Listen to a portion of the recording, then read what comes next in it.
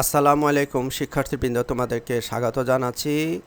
আমি মোহাম্মদ মশিউর রহমান, দোলেশ্বর আব্দুল মান্নান আদর্শ মহাবিদ্যালয়, দক্ষিণ কেরানীগঞ্জ, ঢাকা। শিক্ষার্থীবৃন্দ, আজ আমি তোমাদেরকে ঢাকা বোর্ডের 2021-এর অর্থনীতি প্রথম পত্রের দ্বিতীয় অধ্যায়ের ভোক্তা এবং উৎপাদকের আচরণ এই অধ্যায় থেকে নেওয়া 3 নম্বর প্রশ্ন, যা 2021 সনে ঢাকা বোর্ডে এসেছে, তার সমাধানের চেষ্টা করব। শিক্ষার্থীবৃন্দ, দেখো, উদ্দীপকটি দেওয়া হয়েছে একটি দ্রব্যের চাহিদা ও যোগান অপেক্ষক নিম্নরূপ: QD = 100 - 10p এবং QS সমান -8 + 2p, যেখানে QD হচ্ছে চাহিদার পরিমাণ এবং QS হচ্ছে যোগানের পরিমাণ এবং P হচ্ছে দাম।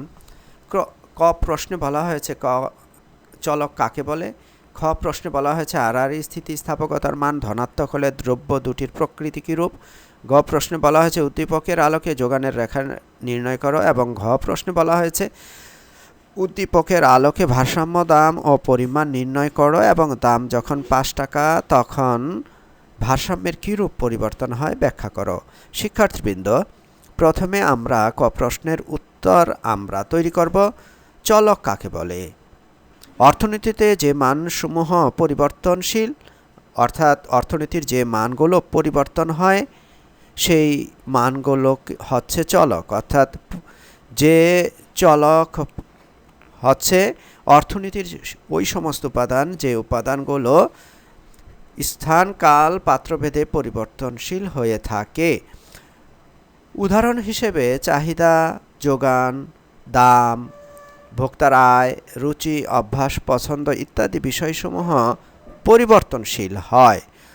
অর্থাৎ চলক দু ধরনের হতে পারে, একটি হচ্ছে স্বাধীন চলক আর একটি হচ্ছে অধীন চলক। স্বাধীন চলকের মান নিজে নিজে পরিবর্তন করতে সক্ষম হয় এবং অধীন চলকের মান স্বাধীন চলকের মানের উপর নির্ভরশীল।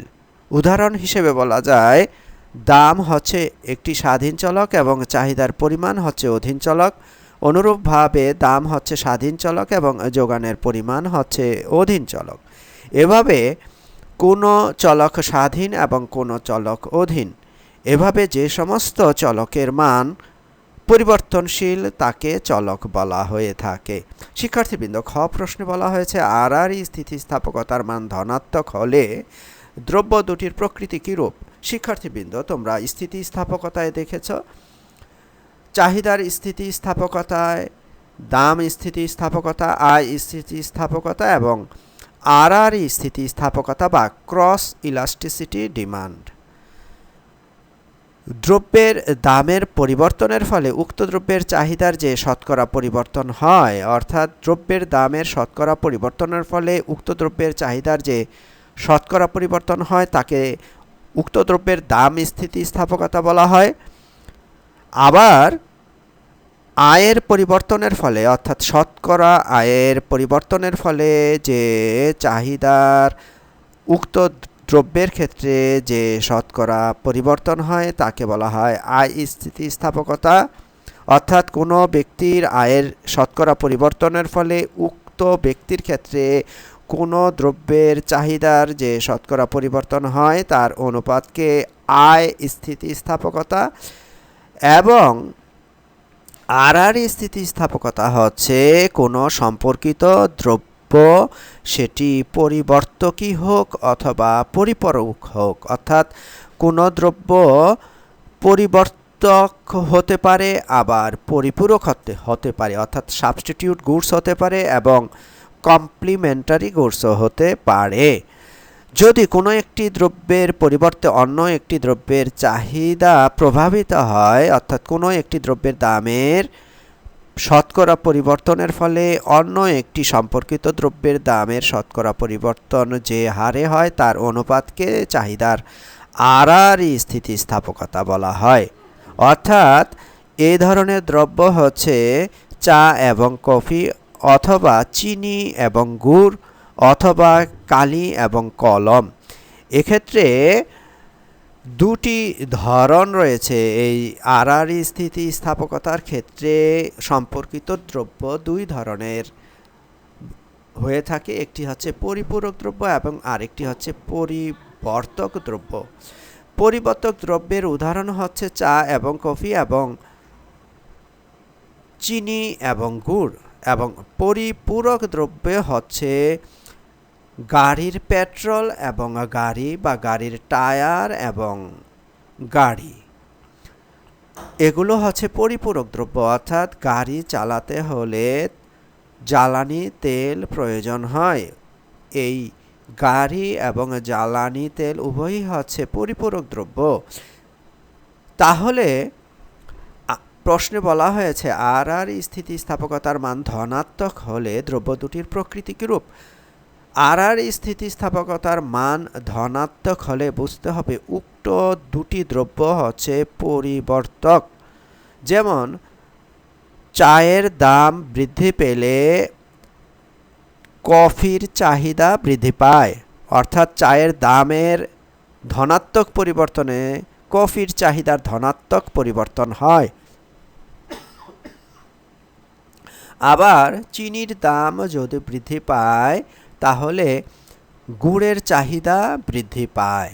এভাবে পরিবর্তক দ্রব্যের দামের শতকরা পরিবর্তনের ফলে পরিবর্তক দ্রব্যের অন্য একটি দ্রব্যের চাহিদার যদি ধনাত্মক পরিবর্তন হয় তাহলে উক্ত দ্রব্য দুটি পরিবর্তক দ্রব্য।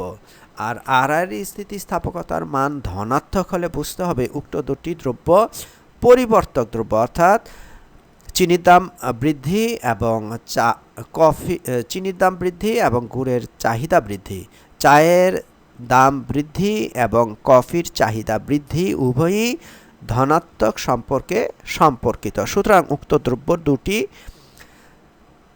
পরিবর্তক দ্রব্য।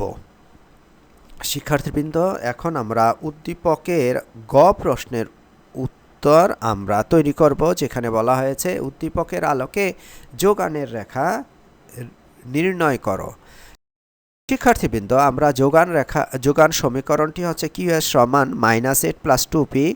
এক্ষেত্রে স্বাধীন চলক p এর বিভিন্ন মান ধরে আমরা যোগানের পরিমাণ পেয়েছি। অর্থাৎ দাম যখন 4 টাকা তখন যোগান পেয়েছি 0, দাম যখন 6 টাকা যোগান পেয়েছি 4 এবং দাম যখন 8 টাকা তখন যোগান বের হয়েছে 8 একক। এভাবে বিভিন্ন দামে অর্থাৎ দামের স্বাধীনভাবে মান বসিয়ে অর্থাৎ স্বাধীন চলক p এর মান পরিবর্তন করে যোগানের মান বের হয়েছে 4 টাকা দামে যোগান 0, 6 টাকা দামে যোগান 4 এবং 8 টাকা দামে যোগান 8। অর্থাৎ p এর ক্ষেত্রে এই যোগান সমীকরণে দাম যখন 4 টাকা তখন যোগান হয় 0, অর্থাৎ -8 + 8 এবং মান যখন 6 টাকা দাম তখন 6 দুগুণে 12, 12 থেকে 8 বিয়োগ করলে যোগানের পরিমাণ হয় 4 একক। অনুরূপভাবে p এর মান যখন 8 বসানো হয় তখন 8 দুগুণে 16 প্লাস মাইনাস হচ্ছে 8 সমান যোগান হচ্ছে 8। এভাবে আমরা বিভিন্ন স্বাধীন চলক দামের ক্ষেত্রে স্বাধীন চলক দামের বিভিন্ন মান বসিয়ে যোগানের মান আমরা পেলাম। এটা রেখাচিত্রে যখন অঙ্কন করা হবে তখন সেটা উক্ত সমীকরণের জ্যামিতিক প্রকাশ। আমরা তা চিত্রে অঙ্কন করে তোমাদেরকে দেখাচ্ছি। লম্ব অক্ষে দাম এবং ভূমি অক্ষে যোগানের পরিমাণ দেখানো হয়েছে ও হচ্ছে মূল বিন্দু। এভাবে আমরা বিভিন্ন দাম 2 টাকা, 4 টাকা, 6 টাকা, 8 টাকা এবং 10 টাকা বসানো হয়েছে লম্ব অক্ষে এবং ভূমি অক্ষে 2 একক, 4 একক, 6 একক, 8 একক ভূমি অক্ষে বসানো হয়েছে ও x অক্ষে বসানো হয়েছে। এভাবে দাম যখন 6 টাকা তখন আমাদের যোগানের পরিমাণ হচ্ছে 4 একক, 4 একক, 4 একক থেকে এবং 6 টাকা থেকে দুটি লম্ব অঙ্কন করলে ওরা যে বিন্দুতে মিলিত হয়েছে এবং দাম যখন 8 টাকা তখন যোগান হচ্ছে 8 একক।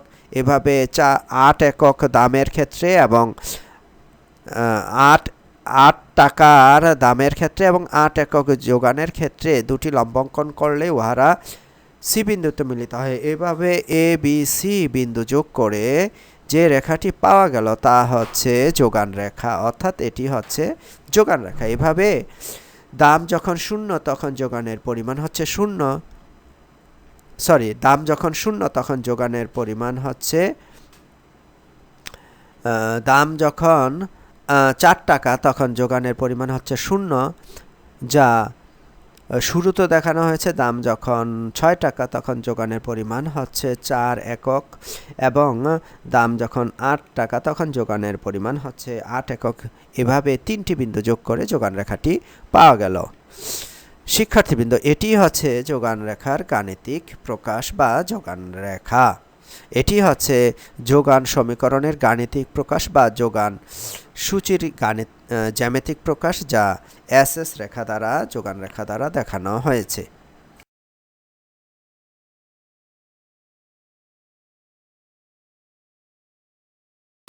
শিক্ষার্থীবৃন্দ, এখন আমরা ঘ প্রশ্নের যে উত্তর, যে চাহিদা সমীকরণ এবং যোগান সমীকরণ থেকে ভারসাম্য দাম ও পরিমাণ নির্ণয় করা এবং দামের পরিবর্তন হয়ে দাম যখন 4 টাকা তখন ভারসাম্যের ক্ষেত্রে কী ধরনের পরিবর্তন হবে তা ঘ প্রশ্নে বলা হয়েছে। তাহলে শিক্ষার্থীবৃন্দ, আমরা যোগান সমীকরণ এবং চাহিদা সমীকরণ ভারসাম্য অবস্থায় উভয়ই সমান হয়, অর্থাৎ ভারসাম্য অবস্থায় চাহিদা এবং যোগানের পরিমাণ সমান হয়। এভাবে আমরা চাহিদা সমীকরণ এবং যোগান সমীকরণের সমতার দ্বারা সমাধান করে আমরা ভারসাম্য দাম পেলাম 9 টাকা। শিক্ষার্থীবৃন্দ, ভারসাম্য দাম হচ্ছে 9 টাকা। এটি হচ্ছে ভারসাম্য দাম। এই দামটি আমাদের চাহিদা সমীকরণ এবং যোগান সমীকরণে বসিয়ে আমরা ভারসাম্য পরিমাণ পাই 10 একক, অর্থাৎ চাহিদা সমীকরণ হচ্ছে 100 - 10p। এক্ষেত্রে আমাদের ভারসাম্য দাম বের হয়েছে, পি বের হয়েছে 9 টাকা। তাহলে 10 গুণ 9 হচ্ছে 90, এবং 100 থেকে 90 বিয়োগ করলে চাহিদার পরিমাণ হচ্ছে 10 একক। এবং অনুরূপভাবে যোগান সমীকরণেও ভারসাম্য দাম 9 টাকা বসিয়ে আমরা যোগান পেলাম 10 একক। এভাবে আমরা প্রথম অংশ ঘয়ের পেলাম ভারসাম্য দাম হচ্ছে 9 টাকা এবং ভারসাম্য পরিমাণ হচ্ছে 10 একক, যা চাহিদা সমীকরণ এবং যোগান সমীকরণে বসিয়ে আমরা পেয়েছি। শিক্ষার্থীবৃন্দ, এখন পরের অংশ ঘয়ের দাম যখন 5 টাকা হলে ভারসাম্য অবস্থার যে পরিবর্তন হবে তা হচ্ছে 5 টাকা। পি এর ক্ষেত্রে 5 টাকা বসিয়ে আমরা পেলাম চাহিদা সমীকরণে 100 - 50, অর্থাৎ 10 দিয়ে 5কে গুণ করলে, অর্থাৎ চাহিদা সমীকরণে পি এর ক্ষেত্রে 5 বসিয়ে 5 × 10 = 50, 100 - 50 = 50 হচ্ছে চাহিদা, এবং যোগানের পরিমাণ হচ্ছে 2 একক, অর্থাৎ চাহিদার পরিমাণ হচ্ছে 50 একক। দাম যখন 5 টাকা এবং দাম যখন 5 টাকা তখন যোগানের পরিমাণ হচ্ছে 2 একক, অর্থাৎ যোগান সমীকরণ হচ্ছে 2p। এখন মান হচ্ছে পি এর ক্ষেত্রে 5 টাকা বসিয়ে 5 × 10, 8 - 8 + 10 সমান যোগানের পরিমাণ হচ্ছে 2। সুতরাং দেখা যাচ্ছে চাহিদার পরিমাণ 50, যোগানের পরিমাণ হচ্ছে 2। যখন দাম 5 টাকা, সেক্ষেত্রে চাহিদার পরিমাণ যোগানের পরিমাণ থেকে অধিক, সে কারণে দ্রব্যের ঘাটতি দেখা দেবে। এই অবস্থা হচ্ছে অভারসাম্য অবস্থা। বাজারে দ্রব্যের ঘাটতি থাকায় উক্ত বাজারে উক্ত দ্রব্যের দাম বৃদ্ধি পাবে। এই প্রশ্নে তাই নির্দেশ করা হয়েছে বা তোমাদেরকে প্রশ্ন করা হয়েছে। এভাবে ঘ প্রশ্নের উত্তর তোমরা প্রদান করবে। আশা করি তোমরা বুঝতে পেরেছ। 5 টাকা দামে চাহিদার পরিমাণ যোগানের পরিমাণের তুলনায় অধিক, ফলে দ্রব্যটির ক্ষেত্রে ঘাটতি দেখা দিবে, এবং এই অবস্থা যখন বাজারে পরিলক্ষিত হয়, এই অবস্থাটি হচ্ছে অভারসাম্য অবস্থা। অর্থাৎ এরূপ অবস্থায় দ্রব্যের দামের ক্ষেত্রে উঠানামা চলবে বা দাম পরিবর্তিত হবে বা দাম স্থির থাকবে না। এই দামটি তখন কি হবে? বৃদ্ধি পাবে যখন দ্রব্যটির ঘাটতি দেখা দিবে, অর্থাৎ চাহিদা যোগান থেকে অধিক হবে, ফলে দ্রব্যের দামটি বৃদ্ধি পাবে। বৃদ্ধি পেয়ে যখন দামটি 9 টাকা হয় তখন চাহিদার পরিমাণও 10 একক হয় এবং যোগানের পরিমাণও 10 একক হয় এবং উক্ত দামটি হচ্ছে ভারসাম্য দাম এবং 10 একক হচ্ছে ভারসাম্য পরিমাণ, যা গ প্রশ্নে তোমরা লক্ষ্য করেছ। শিক্ষার্থীবৃন্দ, তোমাদেরকে অসংখ্য ধন্যবাদ।